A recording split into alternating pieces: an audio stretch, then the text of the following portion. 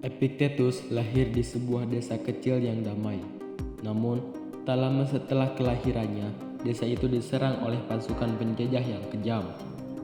Meskipun orang tuanya terbunuh, Epictetus selamat dan dijual sebagai budak. Dia dibawa ke kota yang besar dan dipaksa bekerja keras sebagai budak rumah tangga. Namun, keberuntungan datang kepadanya. Ketika seorang filsuf terkenal melihat potensinya, filsuf itu membeli Epictetus dan mulai mengajarinya filsafat, memberinya buku-buku dan membebaskannya dari perbudakan mental.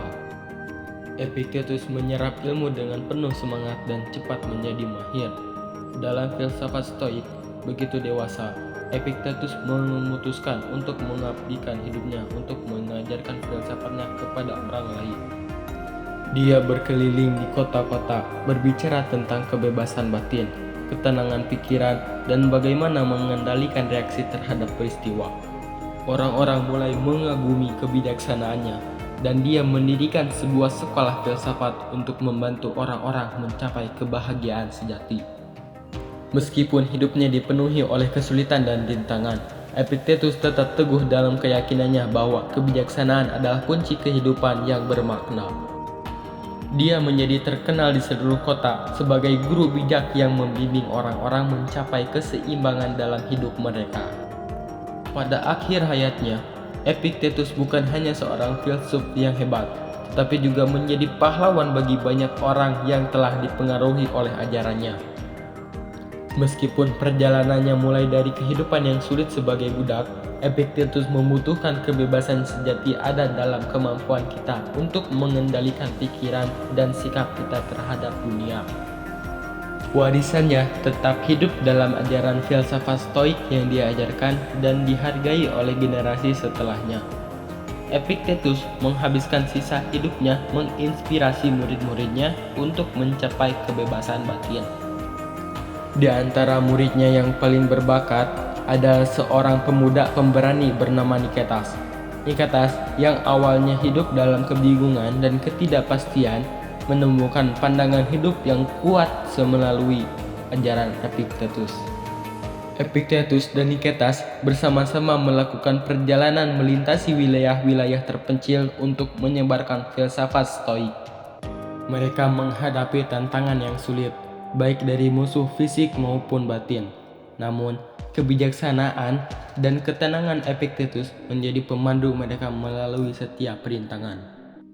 Pada suatu hari, ketika mereka sedang berada di sebuah kota besar, mereka menemukan sebuah misteri yang melibatkan korupsi di kalangan pejabat pemerintah setempat. Epictetus dengan bijaksana menggunakan ajarannya untuk membantu Niketas memecahkan misteri tersebut. Mereka bekerja bersama-sama menggali kebenaran di balik intrik politik dan membebaskan kota tersebut dari kebusukan.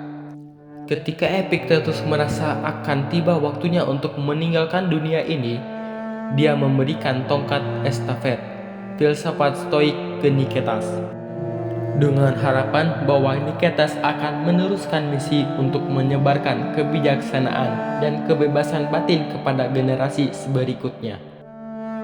Epictetus meninggal dengan damai, namun warisannya tetap hidup dalam kata-kata atau tindakan murid-muridnya.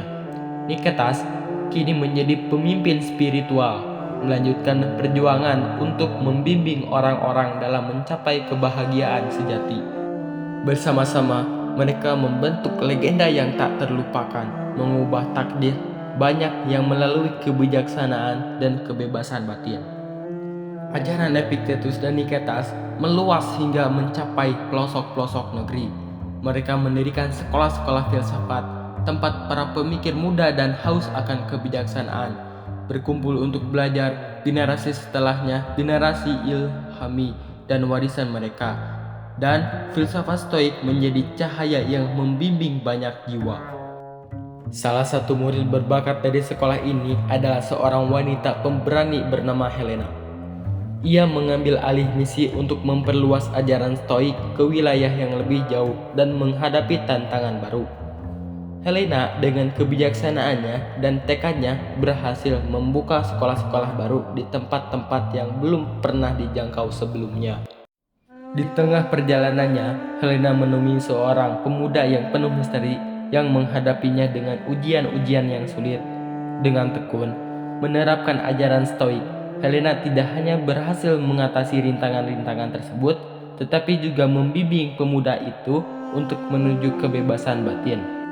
Bersama-sama mereka menjadi pasangan yang memimpin perjalanan filsafat Stoik ke puncak kejayaannya.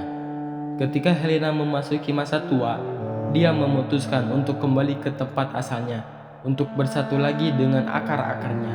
Di sana, dia menyusun kisah hidupnya dan ajaran-ajaran yang diterimanya dalam sebuah buku yang menjadi pedoman bagi generasi mendatang.